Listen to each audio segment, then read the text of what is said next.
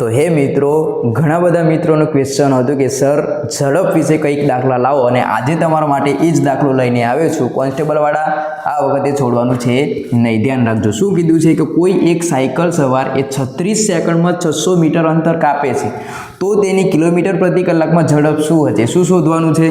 તો ઝડપ. તો ઝડપનું અહીંયા પહેલાં આપણે સૂત્ર લખી નાખીએ કે ઝડપ બરાબર શું થવાનું? તો ઝડપ બરાબર અંતર ભાગ્યા સમય. ચલો, અંતર કેટલું આપેલું છે અહીંયા? તો 600 મીટર. તો અહીંયા લખી નાખીએ આપણે 600 મીટર ભાગ્યા સમય કેટલો આપ્યો છે? તો સમય આપેલો છે 36 સેકન્ડ. પણ જો આનો જવાબ આપણે લાવશું તો એ જવાબ શામાં આવવાનો? તો મીટર પ્રતિ સેકન્ડની અંદર આવવાનો. પણ આપણને જવાબ કીધો છે શાની અંદર? તો કિલોમીટર પ્રતિ કલાક. પણ એટલું યાદ રાખી લેવાનું છે તમારે કે જ્યારે તમને કિલોમીટર પ્રતિ કલાકની અંદર જવાબ શોધવાનું કીધું હોય ત્યારે તમારે એક સંખ્યા વડે અહીંયા ગુણી નાખવાનું. કઈ સંખ્યા? તો 18/5 વડે. ચલો હવે ઉડાડી નાખો તો 18 દુ કેટલા થવાના? તો 36 થવાના.